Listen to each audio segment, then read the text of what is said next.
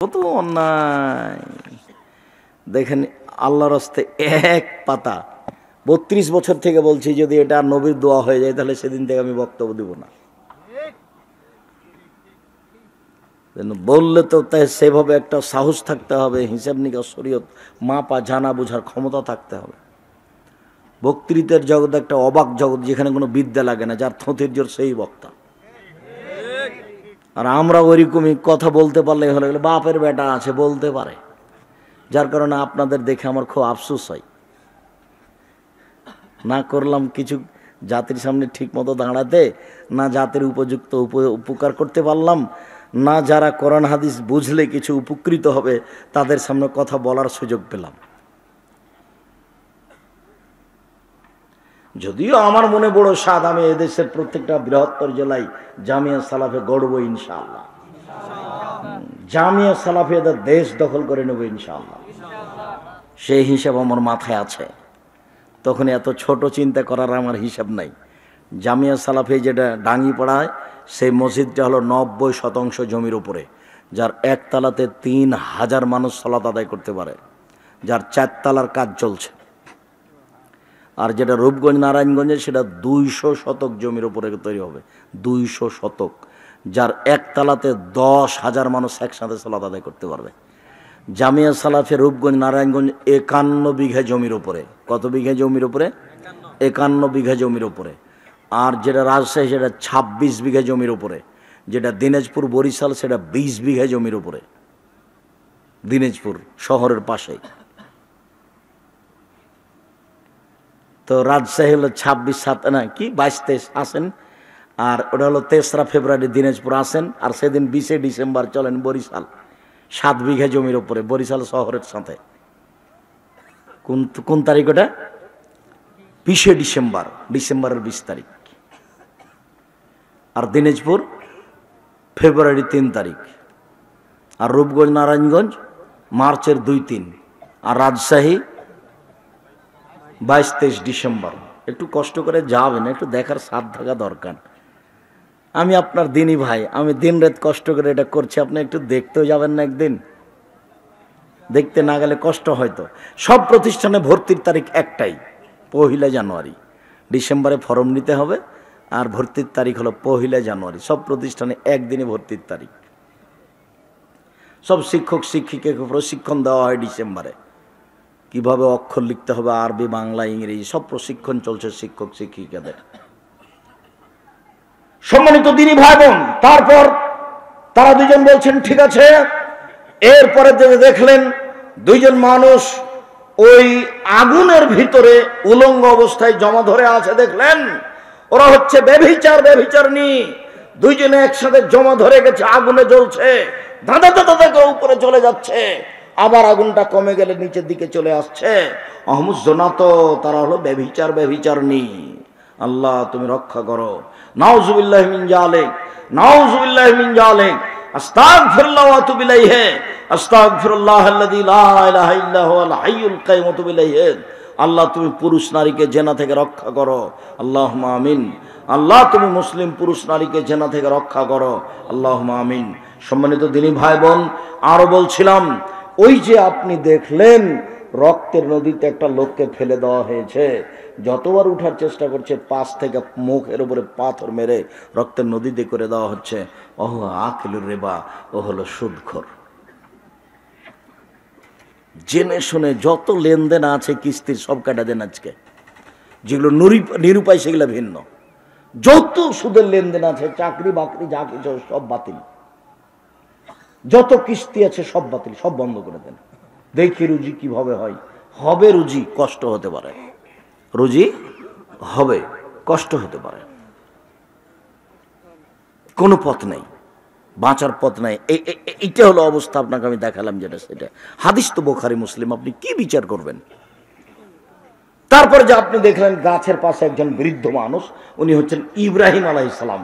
কতগুলো সামনে বাচ্চা দেখলেন, ওগুলো হিন্দু মুসলমানের বাচ্চা, ওরা সবাই জান্নাতে যাবে। তারপরে দেখলেন যে পাশে একটা লোক, ওর হাতে লোহার লাঠি আছে, যে মানুষ উত্তেজিত করছে আগুনকে, উনি হচ্ছেন জাহান্নামের মালিক। তারপরে যে আপনি প্রথম ঘরটাতে ঢুকলেন, ওটা হলো সাধারণ মানুষের জান্নাত। এই যে এখনই আপনাকে বের করলাম, এটা হলো শহীদদের ঘর। ওটা ছিল সাধারণ মানুষদের, মোমেন পুরুষ নারী, এটা হলো শহীদদের। আর আমি যে আপনার ডান হাত ধরে আছি, আমি হচ্ছে জিবরাইল, আর আপনার বাম হাত ধরে আছেন ইনি হচ্ছেন মেকাইল। আপনি একটু মাথা উপর দিকে করবেন, করলাম, দেখলেন কিছু? ওই যে সুন্দর ঝকঝকে ঘর, জাকা মানজেলকা, এটা আপনার ঘর। যেমন বলেছে আমার ঘর, তখন আমি বললাম দানি আদখল মানজেলি, তাহলে তোমরা আমাকে ছেড়ে দাও, আমি ঘরে ঢুকে যাই। যেহেতু তোমরা বলছে আমারই ঘর, তখন তারা তো বলছে না না না না না, বাকি এলাকা উমরুন, আপনার বয়স বাকি আছে, এখনো শেষ হয়নি। যে ইস্তাকমাল তাহ আতাইতা মানজিলাকা, যখন আপনার বয়স শেষ হয়ে যাবে তখন আপনি এই ঘরেই চলে আসবেন, এটাই আপনার ঘর। জান্নাতের গেটে বড় অক্ষরে লেখা আছে, সর্বপ্রথম যিনি জান্নাতে প্রবেশ করবেন তিনি হলেন মুহাম্মদ সাল্লাল্লাহু আলাইহি সাল্লাম। সম্মানিত দিনী ভাই বোন, আপনাকে আমি শিরক বেদাত থেকে মুক্ত থাকার অনুরোধ জানিয়ে, সুদ ঘুষ থেকে মুক্ত থাকার অনুরোধ জানিয়ে, 5 ওয়াক্ত সালাত আদায় করার অনুরোধ জানিয়ে, পরিবারের উপরে খুব শক্ত হওয়ার অনুরোধ জানিয়ে আপাতত আজকের মতো কথা শেষ করছি। আর সবাই বই পুস্তক নিয়ে যাবেন, কেউ খালি যাবেন না। মানে যদি টাকা না থাকে তাহলে আর একজনের কাছে 20-30টা টাকা নিয়ে একটা পত্রিকা নিয়ে যাবেন, পত্রিকা নিয়ে যাবেন, এটা জরুরি। আমার অনুরোধ, আপনাকে আমি ভালোবাসি। আর আমার দিনী বোন যারা, তাদের জন্য আছে আদর্শ নারী, আদর্শ পরিবার। আর মরণ একদিন আসবেই, আর আপনার মমর্ষ হতে কবর পর্যন্ত আপনারা নেন সবাই। আব্দুল্লাহ আপনাদের অনেক কাছের ছেলে, তার আছে মিন্নাতুল বারি, ব্যতিক্রম বুখারীর ব্যাখ্যা মিন্নাতুল বারি। আর দুয়ার বইটা নেন, নামাজের উপরে বইটা নেন, আদর্শ নারী, আদর্শ পরিবার, বক্তা শ্রোতার পরিচয়, আইনে রাসূল সাল্লাল্লাহু আলাইহি ওয়াসাল্লাম 2 অধ্যায়। আর তাফসিরটা আছে কিনা, তাওজিহুল কোরআন তাফসির, ব্যতিক্রম তাফসির, তাওজিহুল কোরআন। জি, আব্দুল্লাহর মিন্নাতুল বারি আছে, ব্যতিক্রম বুখারীর ব্যাখ্যা। আপনারা কেউ চলে যাবেন না, যদি টাকা না থাকে তাহলে একটা নিয়ে যাবেন, আলিতে সাম পত্রিকা নিয়ে যাবেন, 50টা প্রশ্নের উত্তর আছে।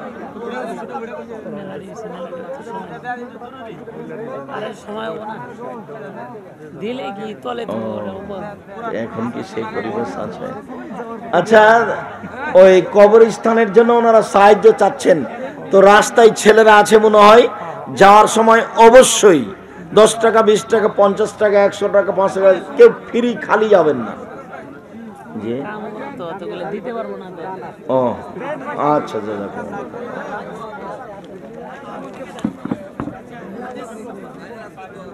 ইব্রাহিম আলাইহিস সালামকে জাতির পিতা বলা যাবে কি? জি না, এই জাতির পিতা তো সবার পিতা। তো ইব্রাহিম আলাইহিস সালাম কি সবার পিতা? ইব্রাহিম আলাইহিস সালামের বাপ কে? আদম, আদমই জাতির পিতা। আব্দুর রাজ্জাক সাহেব আপনার এই কথা নিয়ে সবাই বিরোধিতা করে, করুক। ইব্রাহিম আলাইহিস সালাম হলেন নীতির পিতা, নীতি, মিল্লাত আবিকুম, মিল্লাত ধর্ম, নীতির পিতা। আর সবার পিতা হলেন আদম আলাইহিস সালাম। আয়াতুল কুরসি সূরা বাকারার আয়াত, অতএব তা পাঠ করতে বিসমিল্লাহির রহমানির রহিম পড়তে হবে। জি না, আয়াতুল কুরসি পড়ার সময় বিসমিল্লাহ নয়, শুধু আউযুবিল্লাহ। বিসমিল্লাহ তো সূরার প্রথমে, সূরার প্রথমে হলে বিসমিল্লাহ পড়তে হয়, শুধু আউযুবিল্লাহ পড়বেন। আর কেউ খালি যাবেন না। আমার একটা আন্তরিকভাবে জোরালো দাবি থাকছে, টাকা না থাকলে একটা পত্রিকা হাতে করে যাবেন 30 টাকা দিয়ে। পত্রিকার পিছনে কত সাধনা আছে তা আপনাকে আমি বোঝাতে অক্ষম। লক্ষ লক্ষ টাকা খরচ আছে পত্রিকার পিছনে। মানে এটা জাতীয় সম্পদ, আর বইগুলো হলো ব্যক্তিগত সম্পদ। পত্রিকা হলো জাতীয় সম্পদ। অজু ছাড়া কোরআন ধরা যাবে কি? 100 বার যাবে। অজু ছাড়া কোরআন ধরা যাবে, কোরআন পড়া যাবে, এটাই ঠিক। মহিলারা ঋতু অবস্থায়, হাইজ অবস্থায় কোরআন ধরে পড়বে। ইসলামের আইনে কাঁকড়া ও ব্যাং, ব্যাং হারাম, ব্যাং খাওয়া যাবে না। কাঁকড়া, কুচে মাছ, কচ্ছপ রুচি হলে খাবেন। কাঁকড়া, কুচে মাছ, কচ্ছপ রুচি হলে খাবেন। ব্যাং চিরদিনের জন্য হারাম। সফর থাকলে জুমার নামাজ পড়বো নাকি জোহরের? জামাত হলে জুমার পড়বেন, নাহলে জুমা ফরজ নয়। মুসাফিরের উপরে জুমা ফরজ নয়। 40 বা ফতেহা বা খরচ মৃত্যুর আগে বা পরে 40 বা নির্ধারিত দিনে মরা মানুষের নামে খাওয়ানো হারাম। 40 করে যে গোস্ত হয়েছে এটা কুকুরকে খাওয়াতে হবে, কুকুরকে। 40 করে যে গরু জবাই করে খাওয়ানো হয়েছে গোস্ত কাকে খাওয়াতে হবে? কুকুরকে। এবারে ড্রেনের ভাত ফেলে দিতে হবে, কুকুরে খাবে, এটা হারাম খাদ্য। অন্য ধর্মের লোকদের হাতে বানানো দই মিষ্টি যাবে, রুচি হলে খাবেন। হিন্দুদের দই মিষ্টি বানানো, হিন্দুদের জবে হারাম, জবে বিসমিল্লাহ বলেন, এই জন্য ওকে আগে কালেমা পড়তে হবে, তারপরে। কত দূর গেলে কসর, দূরত্ব নেই। যখন ও নিজে মুসাফির সেজেছে তখন বাড়ি থেকে বের হয়ে কসর। দূরত্বের নাম কসর নয়, মুসাফিরের নাম কসর। যখন সফরে বের হবে তখনই কসর। ছেলেরা কি হাতে আংটি ব্যবহার করতে পারে? জি পারে, কোনো সমস্যা নেই। স্বর্ণ চাঁদের পারে না, রূপার, লোহার, হীরা মুক্তা মানিক্যর পারবে। হ্যাঁ পারবে, খালি স্বর্ণ চাঁদি নিছে। ফরজ গোসল করার সঠিক পদ্ধতি: আগে অজু করতে হবে, সালাতের অজু, নামাজের অজুর মতো। তারপর বালতিতে পানি থাকলে 3 অঞ্জলি পানি নিয়ে মাথায় দিয়ে দিতে হবে, দিয়ে মাথাটা ধুয়ে নিয়ে গায়ে পানি ঢেলে দিতে হবে। আর না হয় অজু করে ট্যাপটা ছেড়ে দিবে, বাস। অজু করে ট্যাপটা ছেড়ে দিলেই হবে। আসসালামু আলাইকুম। প্রিয় শায়েখ, দয়া করে ফরজ গোসলের নিয়ম ভালো করে বুঝিয়ে দিবেন। দিলাম। আসসালামু আলাইকুম।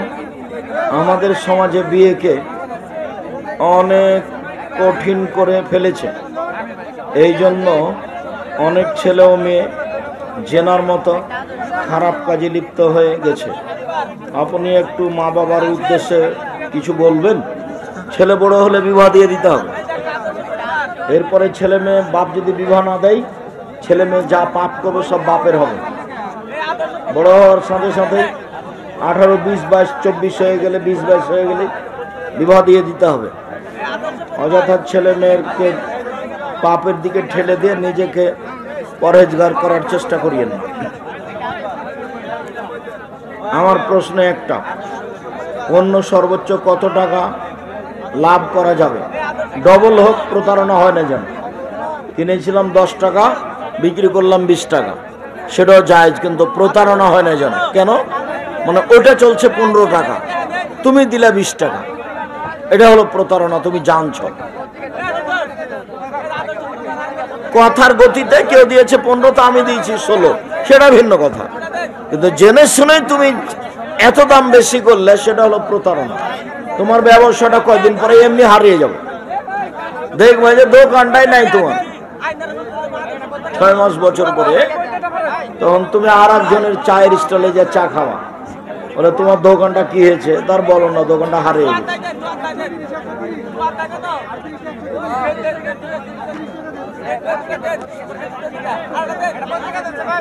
এই মাহফিলের দক্ষিণ দিকে একটি আহলে হাদিস জামে মসজিদ ও উত্তর দিকে একটি আহলে হাদিস জামে মসজিদ আছে।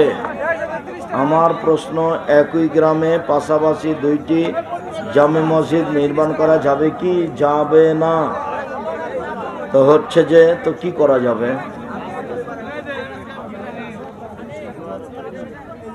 একজন হাফেজ কিয়ামতের দিন তার আত্মীয় স্বজনের কারো জাহান্নাম অজীব হয়ে গেলে কি তাকে জান্নাতে নিয়ে যাবে? মিথ্যা কথা, হাফেজ সাহেব পারবে না। 10 জনকে নিয়ে যাবে, হাদিস জাল, হাফেজ সাহেব পারবে না। হাফেজ সাহেব তো মাথার উপরে টুপি দিয়ে খালি মানুষের বাড়িতে দাওয়াত খেয়ে বেড়াচ্ছে। হাফেজ সাহেব, হাফেজ, হাজ সাহেব কেউ পারবে না। মোমেনকে সুপারিশ করতে অনুমতি দেওয়া হবে এক পর্যায়ে, আল্লাহ দিবেন। তখন কতজনের সুপারিশ কবুল হবে সেটা আল্লাহ বলেন। যদি নামাজের প্রথম রাকাতে সূরা ফাতিহা পড়ার পর অন্য যে কোনো সূরার 1 আয়াত পড়ে মিলিয়ে রুকুতে যায় তাহলে এভাবে কি পড়া যাবে? জি যাও। সূরা ফাতিহা পড়ার পরে বলছে বিসমিল্লাহির রহমানির রহিম আর রহমান, বাস রুকুতে চলে গেছে, যান, সমস্যা নেই। যেটা আর যদি সূরার প্রথমে না হতো, সূরা ফাতিহা পড়ার পরে বলবেন মুদাহাম্মাতান, বাস রুকুতে যান, সমস্যা নেই। শুকরিয়া, জাযাকুমুল্লাহ খায়র। আসলে আব্দুর রাজ্জাক সাহেব এখানে বক্তব্য দিতে পারবেন না, তাকে দেওয়া হবে না, নানান ঝামেলার কারণে প্রচার করা হয় না, সেটা আমি বুঝতে পারছি। তারপর আলহামদুলিল্লাহ আল্লাহর অশেষ দয়া, এসে কথা বললাম। আল্লাহ তুমি আমাদের পথ সহজ করো।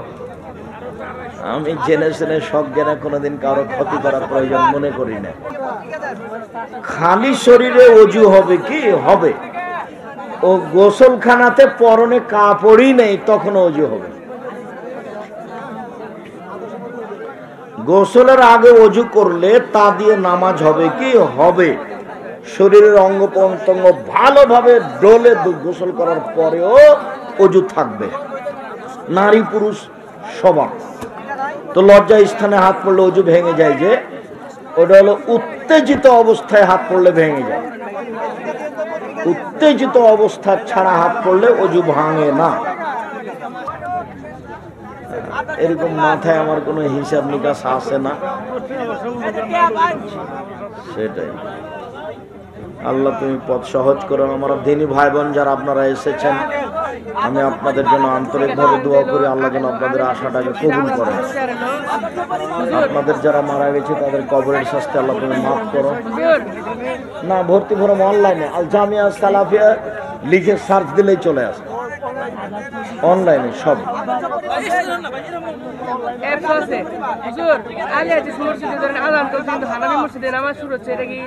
আল্লাহ আমাদের যারা মারা গেছে তুমি তাদের কবরের শাস্তি মাফ করো।